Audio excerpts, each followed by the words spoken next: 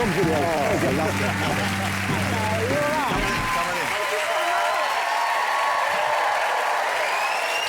Well, it's great to have you here, Maisie. Wow. And Danny, it's lovely to have you back on the show. You've done it a few times. It's been a while, John, actually, isn't it? Well, that's what's exciting, though, is because since that time, because a bit of time's passed, since then I know you've had some exciting developments in your life. You are now, and it's hard to believe because you're not an old man, but you're a grandfather. I'm a grandfather. Wow, Yeah. yeah. You're a grandfather. Lovely. Grandfather, little baby boy. It's better I get a clap for that. I ain't done fuck all, you know what I mean? What's the boy called? Santiago. Santiago. Which he does sound like a Colombian drug dealer, doesn't he? but we call him Santi. We don't call him Santiago. Santi, OK, that's Santi. nice. He's okay. beautiful. He's such a lovely little boy, but she's pregnant again. Oh. Wow. You sound livid. So no. So with twins. Wow. And identical girls. Oh, wow. Wow. So you've got 2 little girls on the way as well? So I'm going to have 3 grandkids under 3 by May. Wow. I guess, and I don't know if this is a factor, but I imagine it's quite exciting, is the fact that the twins that are on the way, their father plays for West Ham, I believe. Yes. And this is a team that you are fond of. Are you, Well- are you a hammer? I'm out on West Ham. Oh. West Ham till I die. One whoop. One whoop.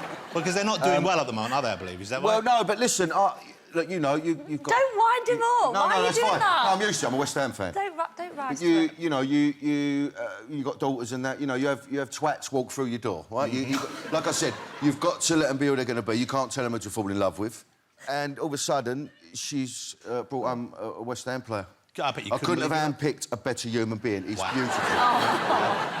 Honestly, comes round, I get all starstruck. Yeah. You know, he's an amazing human What's being. his name again? His name is... Jarrod Bowen. And people have chants, of course. Is there a football chant connected with his name? Yeah, there is a chant, yeah, which I think is quite sweet. There is romance in it. It goes like this, it goes... When he scores, and he does score a lot, it goes, Bowen's on fire, and he's shagging Danny Dyer, Bowen's on fire. And you know, and I've been over there when they're singing it, I'm jumping around. Oh, my God. I mean, is that wrong? No, it's not wrong. You're a proud father and a proud father-in-law. Yeah, and I think Danny was a little bit sort of like freaked out by it, but I said, no, listen, there's something quite sweet about it, you know. You know, we're talking about Danny's family, but there's big family news for you. In your life, you're getting married this June, is that right? Yeah, I'm getting married. Wow. Yeah. Getting married tonight. Well done. Thank you. You've been together for like 5 years, haven't 5 you? years, Okay. yeah. But you're touring as well, aren't you, at the moment? Yes. So- Oh, there I am, yeah. How is that? How is it to tour? I see you're showing the ring. I Yeah, see. sorry. I didn't know how else to show it, and then I was like, it does just look like I'm going, fuck off, everyone. But... So, we mentioned you're currently on tour. The tour is called Buzzed, ladies and gentlemen, and as you know already, Maisie's very funny, and you should see her live if you get the chance. Why is Yeah. it called Buzzed? I was thinking, is it to do with your haircut? Is that why it's called Buzzed? It kind of, like, alludes to the hair, I guess, but also, like, I wanted to do a show that was basically about all of the stuff that I'm buzzing about. All of the stuff makes you excited. Yeah, that I'm excited about, that I'm looking forward to. It's a really fun show to do. And then there is a light reference to the hair, because, of course, it's a such light a... reference. I mean, I love your haircut, but it's such a distinctive haircut. Yeah, yeah. When I grew up, there were skinhead girls had that Yeah, haircut, yeah. or casuals had that haircut. So when did you do it?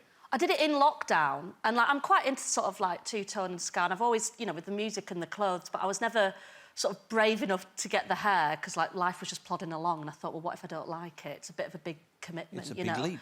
And then we were legally required to stay inside, so I thought, if I don't do it now, never do it. But I quite liked it. My boyfriend did it, and I was just like, I'll just stick with it. I mean, it's hair, innit? It just grows out. Like, people act like you've sort of got a tattoo on your face. It gets an extreme reaction. I grows remember back. I was with you on a show with Jimmy Carr, and he said he thought you looked like Lord Farquaad from Shrek. Yeah, I believe you get that quite a lot, don't I've you? had that a lot. I've had back-to-front Joe Exotic. A lot of people say it's business at the front, party at the back. I would say it's more family wedding, family divorce. You must have had some strange barnets in your time, haircuts for shows. I'm losing me nut now. Got to accept it. You're not. As I'm a granddad. Yeah. You get the stress. But I did a job once with Ray Winston. I played his son, and they told me I had to dye my hair ginger. Yep. And I was like, well, what the fuck for? And they said, because, well, Ray was ginger when he was young, and he'll love it, you know, he'll really respect it. And so I did it.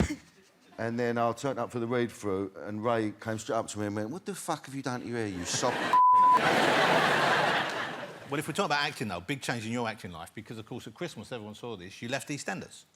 Yeah, mate, EastEnders. How long you were there for 9 or 10 years? 9 years, I think. 9 years, A long stretch of your career there. It's a very emotional thing, you know, because obviously it's such a big part of me. And, I'll tell you what it is, I'm lazy, it's fucking hard. Yeah.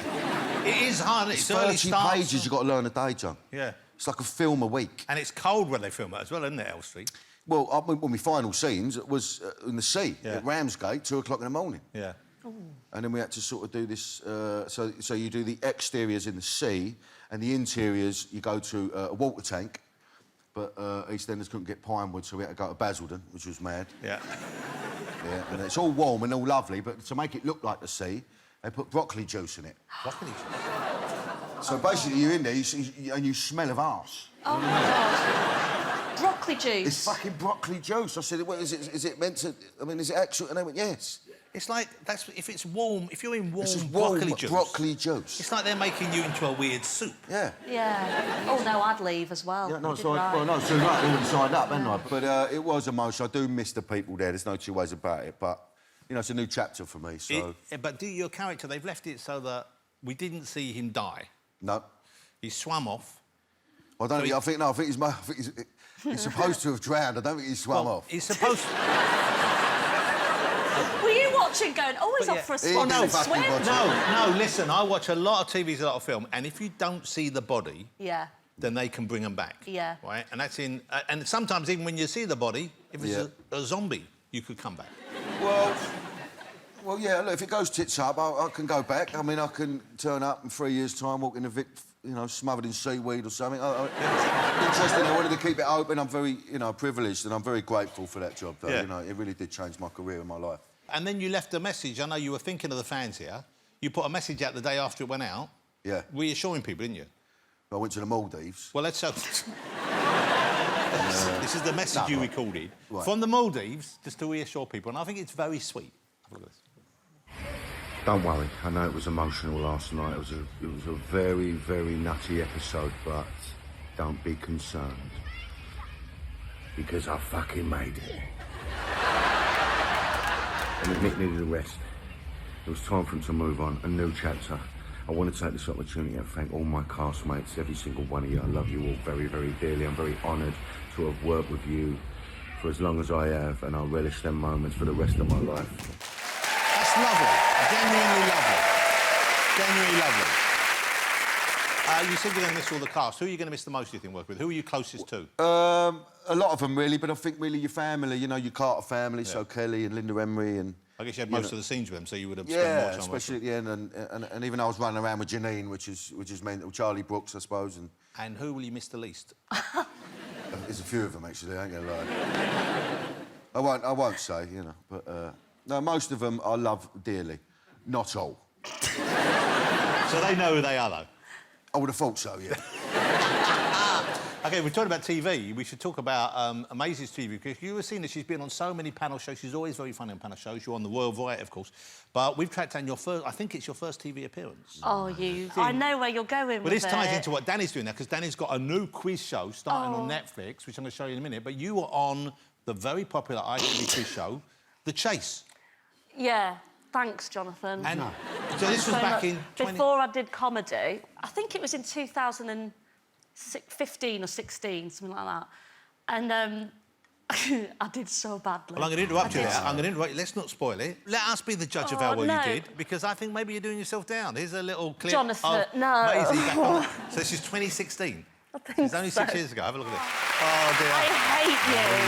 But what's amazing is you even went for the minus offer. I you went for the minus offer -3, the and low offer. still got out. Wow. It was so embarrassing, especially the woman before me as well. She went for the high one, and she brought back 50k. Oh no! She brought back 50k. So because you're not on the final team, even if they win, you no, don't get I had anything. to watch at the side with the adjudicator. It was absolutely mortifying. Did they win the money? No, and they lost by about one question, and it was a question on Little Mix, and I knew it. So.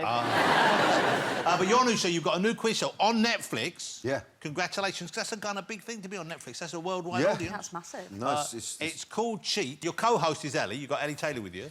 She's amazing, Ellie. What a nutty duo that is. Yeah. It's like a trippy Ant and Dec. You know what I mean? Right, so it's called Cheat because it's the only game show where you're encouraged to be a slippery bastard. That's the truth of it, right? There's 4 contestants, and they've all got a cheat button. You can't see their hands, and they get asked questions. If they don't know it, they've got to press the button of cheat, and then it's how they deliver it. And the other contestants have to call them out if they think they've cheated or not. Whack it on. Here we go. This is Cheat on Netflix. Now it makes sense. Now it makes sense. Now it makes sense. Have you got it? Now I've got it. One thing I do have to say, please don't take this the wrong way. Go on, John, just say it, just say A slight critical note for you. Here we go, go on. Well, you're co-hosted with Ellie. Yes, Ellie Taylor, who's amazing, Starts brilliant. the show and you both introduce the show. Yep. And you both talk to the contestants. Yep. And then Ellie reads out all the questions. Yep. And then Ellie gives all the answers. Yeah, I just sort of float about, John, really. I mean, you're just having a nice time. You're just walking around going to people, are you having a laugh? Doing that and shouting. Well, I'm there to shit stir, really, and get the contestants sort of at each other. Oh, you're the reason they kick and also, no, you've got to link it together, haven't you? Yeah, that's what Ellie's doing. No, she's reading them questions. And linking it together. Yeah, she is as well, yeah. You're right, yeah. I don't know what to do on it, really.